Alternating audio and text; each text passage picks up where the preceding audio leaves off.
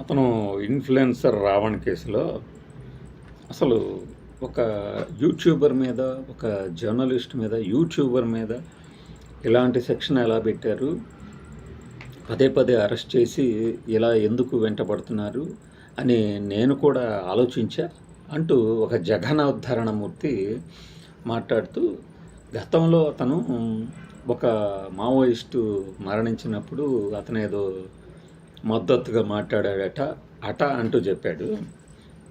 ఆయనే కాదు, చాలామంది అప్పుడు ఆపరేషన్ కగారు జరుగుతున్నప్పుడు సిపిఐ నారాయణ కానీ, రామకృష్ణ గారు కానీ, ఇక్కడ సీఎం రేవంత్ రెడ్డి గారు కానీ, ఇంకా చాలామంది దాన్ని ఆపేయాలని కోరలేదా?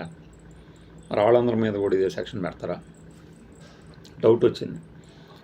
పైగా ఫలానా పని చేసినంత వల్ల, అంటే ఆయన ఏదో జోహార్లు అర్పించాడు అనే దానివల్ల అదేదో ఇదైపోతుంది, ఎవరితోనో పోల్చాడు, అందువల్ల ఇతని మీద దేశద్రోహం కేసు పెట్టాలి, అతన్ని చంపేయాలి అన్నట్లుగా లోపల కేసులో లాయర్లు వాదించారు అని చెప్తున్నారు. అంత జరగదు. అలా వాదించిన జడ్జి గారు తన విచక్షణతోనే తీర్పిస్తారు, అది ఏదైనా కావచ్చు. ఈ సందర్భంగా నేను మీకు, అంటే ఒక వ్యక్తి అరెస్ట్ అయితేనో, జనం ముందు దోషిగా నిలబడితేనో మనుషుల మూడ్ స్వింగ్ ఎలా ఉంటుందంటే, నాకు కామెంట్లు పెడతా ఉంటారు కదా, అసలు అతను ఇప్పుడు ఆ రావణ అనే అతను రెచ్చిపోయి మాట్లాడుతున్నప్పుడు సూపర్, అసలు రావణ కరెక్ట్, అది ఇది అంటున్నారు కదా. ఇప్పుడు పొర్రపాటున అతనికి సుప్రీంకోర్టు దాకా వెళ్ళినా కూడా 10 ఏళ్ళు జైలు శిక్ష పడితే పొగుడుతూ చప్పట్లు కొట్టిన వాళ్ళు ఆ ఫ్యామిలీకి ఏం సాయం చేస్తారు? కనీసం అతను మీకు దగ్గరలో ఉన్న స్టేషన్లో ఉన్నా కూడా వెళ్ళి చూడగలరు? లేదు కదా. ఎందుకు బోడి మద్దతులు ఇస్తారు మరి ప్రతి వాళ్ళకి? రెచ్చిపోయి మాట్లాడుతున్నప్పుడు ఇది కరెక్ట్ కాదు అని చెప్పాలి కదా. అంటే నేనేమి అతను తప్పు మాట్లాడాడు లేదా ఒప్పు మాట్లాడాడు చెప్పట్లా. ఈ భజన బ్యాచ్, విమర్శించే బ్యాచ్ రెండు ఉంటాయి. ఏదైనా వీడియోలు పెడుతున్నప్పుడు కానీ, ఏదైనా అభిప్రాయం చెప్తున్నప్పుడు వీళ్ళు ఏమి లేదు, సిచ్యువేషను బాగున్నంత వరకు బాగుంటుంది, తర్వాత మన మొహం మీద తగలేసి వెళ్తారు. ఇప్పుడు కూడా అంతే. ఎందుకంటే ఫేస్ చేయాల్సింది వాళ్ళు కదా. ఇప్పుడు ఎవరైతే మా మద్దతు అతనికే అని చెప్పారో వాళ్ళందరూ గన్నవరం వెళ్ళండి, మరి చూద్దాం, అతనికి మద్దతు తెలపండి, చూద్దాం. ఎందుకు? రెమోనో ఏదో ఒక సినిమా వచ్చింది, అందులో రెమో కాదనుకుంటా, ఏదో ఒకటి, మా ఇంట్లో పక్కింట్లోనే అల్లూరి పుట్టాలని కోరుకుంటా, మా ఇంట్లో మాత్రం అల్లు అర్జున పుట్టాలని కోరుకుంటా అని ఒక డైలాగ్ ఉంటుంది. అట్లా ఈ బోడి సలహాలు ఇవ్వకండి ఎవరికి. మీరు ఫలానా వాళ్ళకి మద్దతుగా మాట్లాడుతున్నారు, ఫలానా వాళ్ళకి యాంటీకి మాట్లాడుతున్నారు, ఇలాంటి సోది చెప్పకండి. ఈ కేసు విషయానికి వస్తే ఇప్పుడు ఈయన మీద సెక్షన్ 39, సెక్షన్ 13 ఇవి పెట్టారు. ఇవి ఏం చెప్తాయి? అన్లాఫుల్ యాక్టివిటీస్ని నిరోధించడం కింద ఆయన అరెస్ట్ చేయాలి, లేదంటే చట్ట వ్యతిరేకమైన కార్యకలాపాలకి పాల్పడుతున్నాడు అనేది. అన్లాఫుల్ అంటే లా అంటే చట్టం, చట్ట వ్యతిరేకం. అది ఈ సెక్షనే కాదు, ఏ సెక్షన్ అయినా సరే మనం ఉన్న చట్టాలకు వ్యతిరేకంగా బిహేవ్ చేస్తున్నాడు కాబట్టి ఆ సెక్షన్ కింద అరెస్ట్ చేస్తున్నారని చెప్తారు. అన్లాఫుల్ యాక్టివిటీ, నేను నాకున్న పరిజ్ఞానంతోనే దీనికి ముందు వీడియోలో చెప్పాను మీతో. అసలు ఉగ్రవాద నిరోధక చట్టం కింద అరెస్ట్ చేస్తే ఏ పనులు చేస్తే వాళ్ళని అదుపులోకి తీసుకోవచ్చు అని చాలా వరకు కరెక్టే చెప్పా. ఇప్పుడు ఇంకా నా ముందు ఒక మెటీరియల్ పెట్టుకొని మరీ చెప్తున్నా. అన్లాఫుల్ యాక్టివిటీస్ అంటే whether by act, speech or writing, రాతపూర్వకంగా కానీ, మాట్లాడటంలో కానీ, చర్యతో కానీ, అది association, an individual or an association that is intended to disrupt the sovereignty and integrity of India or causes disaffection against India. ఇది అర్థం చేసుకోవాలి. భారతదేశ సౌభ్రత్వం, ఇది సెక్షన్ 13.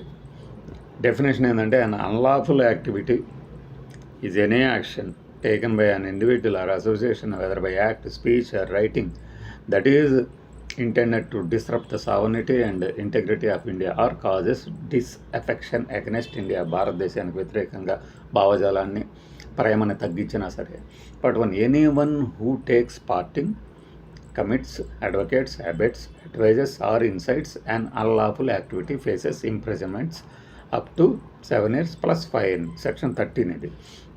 Part 2 అందులోనే anyone who assists the unlawful activities of an association that has been declared unlawful, అలాంటి అసోసియేషన్కి సహాయం చేసిన అనేది ఈ సెక్షన్ 13 ప్రకారం జైలు శిక్ష 5 ఏళ్ల వరకు వేయచ్చు plus fine.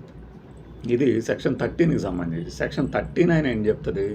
Offence relating to support given to terrorist organisation. ఈ కుర్రవాడు నాకు తెలిసి టెర్రరిస్ట్ ఆర్గనైజేషన్కి ఏమీ సపోర్ట్ చేసినట్టు లేదు కదా. Offence relating to support given to terrorist organisation. Support అంటే మాట్లాడటం కాదు ఇక్కడ విషయం. This section penalises the act of providing tangible or material support to a designed terrorist group. ఇది మనం ఇంతకుముందు వీడియోలో చెప్పింది. A person commits an offence if they intend to further the activities of a terrorist organisation by inviting support for the organisation. వాళ్ళకి విరాళాలు సేకరించిన, వాళ్ళకి మద్దతు సేకరించిన, providing, arranging are using logistical services. చూసారా, మనం దీనికి ముందు వీడియోలో చెప్పింది ఇదే, లాజిస్టిక్స్ రవాణాకు ఉపయోగపడిన అని. And addressing a meeting specifically designed to encourage, support or further the groups activities. ఈ వ్యక్తి గనక టెర్రరిస్ట్ ఆర్గనైజేషన్కి ఇంకాస్త మద్దతు కూడగట్టుకోవడానికి ప్రత్యేకంగా ఏదైనా గ్యాదరింగ్ చేసినా సరే ఈ సెక్షన్ 39 వర్తిస్తుంది. దీని కింద punishment anyone convicted under this section can face ఇంప్రిజన్మెంట్స్ for up to 10 years. దీన్ని పట్టుకొని అక్కడు 10 ఏళ్ళు పడుతుంది నీ మొగుడికి అన్నట్లు ఒక తమ్మునేలు చూసాను, కడుపు మండిపోయిందనమాట. ఎందుకంటే ఆమె తన భర్త కోసం బాధపడితే ఇతను కామెడీగా ఏకవచనంతో మాట్లాడినట్టు తమ్మునేలు పెడతారా? సరే, టైము అలా కలిసి వస్తుంది వాళ్ళకి, ఓకే. ఇవి సెక్షన్ చెప్తుంది. నాకు తెలిసినంత వరకు ఇతని మీద ఆరోపించినప్పుడు అసలు అనుకుందాము, అతను ఎవరో ఒక గరికపాటి సంథింగ్ ఒక వ్యక్తి పెట్టాడు ఈ కేసు. గరికపాటి శివశంకర్ అనే వ్యక్తి కేసు పెట్టాడు, ఫిర్యాదు చేసాడు. ఇతని వల్ల భారతదేశ సౌభ్రాతృత్వానికి, సార్వభౌమాధికారానికి భంగం వాటిల్లింది అని ఆయన కేసు పెట్టిన తర్వాత వీళ్ళు పోలీసులు ఈ సెక్షన్లు నమోదు చేశారనేది చట్ట ప్రకారం కనబడుతుంది. మరి అతనికి ఈ రోజే ఎందుకు గుర్తొచ్చింది? ఫైన్ ఎప్పుడైనా పెట్టచ్చు, మనకి చట్టం, రాజ్యాంగం ఆ హక్కు ఇచ్చింది కదా, ఎప్పుడైనా పెట్టచ్చు. కానీ ఈ సెక్షన్లు పెట్టడం ద్వారా ఏం చెప్తున్నారు? అతను ఉగ్రవాది లేదంటే దేశానికి వ్యతిరేకంగా పనిచేసిన వ్యక్తి, ఇవేనా చెప్పేది? మరి ప్రతి వారి జీవితంలో ఎవరు ఎప్పుడో ఏదో ఒక టైంలో ఏదో ఒక ఆర్గనైజేషన్ని ఒకవేళ తెలియకుండా ప్రైజ్ చేస్తే వాళ్ళందరి మీద కేసులు పెడతారు. కేసులు పెట్టడం ద్వారా ఏం సాధిస్తున్నారు? కావాల్సినంత చెడ్డ పేరు. అఫ్కోర్స్ పగ తీర్చుకోవాలనుకునేవాడు తీర్చుకున్నాడు అని సంతోషపడవచ్చు. బట్ కోర్టులు ఉన్నాయి కదా, కోర్టులు ఆధారాలు పరిశీలిస్తాయి కదా. ఇది ఇక్కడితో అయిపోయేది కాదు కదా. కోర్టులు ఉన్నాయి, హైకోర్టు ఉంది, సుప్రీంకోర్టు ఉంది, వెళ్తారు. కోర్టులేమీ అంత నిర్ద్వందంగా పోలీసులు ఒక సెక్షన్ పెడితే ఆ సెక్షన్ ప్రకారమే కేసుని, పైగా రాజద్రోహం ఆ కేసు అనేది సుప్రీంకోర్టు చాలా సీరియస్గా తీసుకుంటుంది. అంత తొందరగా పెట్టేసేయండి ఇలాంటి కేసులని బాధించదు కూడా, నాకు తెలిసినంతవరకు. ఇంకా ఫర్దర్గా ఎలాంటి డెవలప్మెంట్స్ వస్తాయో చూద్దాం. ఇది ఈ కేసుకు సంబంధించిన లీగల్ ఇన్ఫర్మేషన్ మాత్రమే.